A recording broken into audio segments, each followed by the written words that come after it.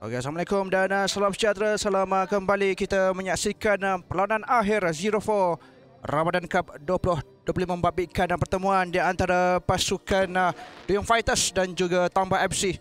Dan kemasukan untuk kedua-dua pasukan bagi memulakan aksi di pentas akhir yang berlangsung di Drago Arena, Bukit Kata di Melaka ini. Dan selamat datang juga kepada anda, Ayo, Syafiq Arab, Atira Tasha dan juga Afif yang terus saja memberikan sokongan untuk kedua-dua pasukan bagi melihat bagaimana kedua pasukan ini akan menampilkan aksi yang lebih baik. Dan selepas ini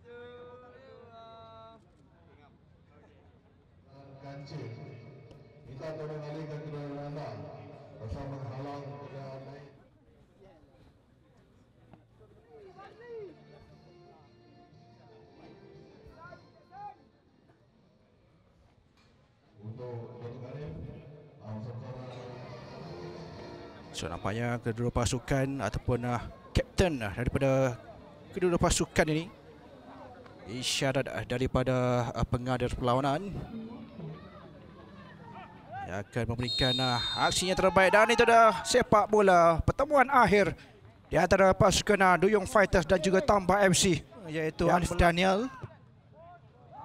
Satu umpan yang kemas, tandukan di situ hampir saja untuk memberikan jaringan pertama untuk pasukan Tambak. Oh, itu adalah amaran awal. Sebelah sayap kanan untuk gerakan pasukan Duyung Fighters. Janda ruang untuk melakukan percubaan. Baik saja untuk pasukan Duyung Fighters. Sedikit saja peluang itu yang berjaya diselamatkan. Tindakan menyelamat yang cukup baik. Terus saja player on kata pengadil, advantage berikan. Sekali lagi untuk Afiq Nuriza melepaskan percubaan. Satu repatan tepat untuk membuka jaringan pada minitnya ke-19 permainan. Cukup baik. What a shot. Dengan rempatan itu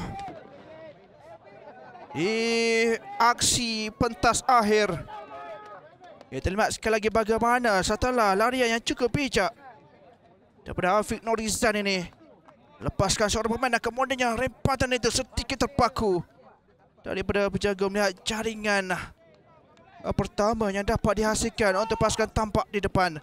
1-0 untuk mereka.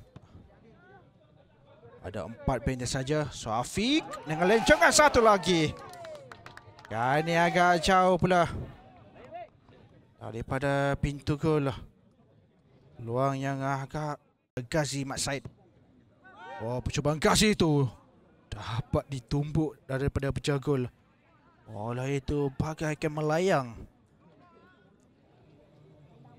Akan mengenakan kualiti yang ada untuk beliau melihat ada 5 benteng di hadapan. Dan untuk Hafiz Jaafar dengan percubaan dapat ditumbuk. Satu aksi yang terus diambil. Alright, kosong pula untuk Hafiz melakukan percubaan. Jaringan kedua untuk Hafiz Nurizan melakukan percubaan tepat terus. 2-0 di penghujung aksi.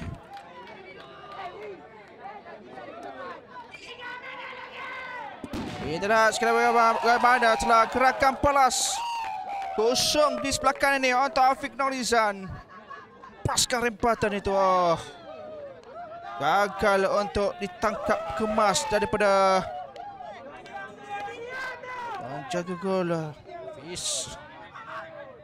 Diteruskan saja baik untuk Afiq Nurizan. Dan itu dah whistle penamat yang telah pun ditiupkan daripada pengadil melihat bagaimana kemenangan untuk pasukan Tambak menewaskan cabaran pasukan Duyung Fighters di pentas akhir dalam saingan 0-4 Ramadan Cup 2025 setelah 2 jaringan menerusi pemain 18 di babak yang pertama dan juga di babak yang kedua menerusi Afiq Nurizan untuk memberikan kemenangan mutlak kepada pasukan Tambak di pentas akhir ini. So, tanda juga untuk pasukan Duyung yang telah pun memberikan yang rasi cukup baik juga untuk memberikan tentangan hebat kepada pasukan Tambak.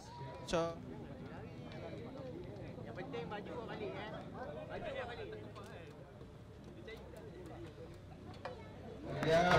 Piaga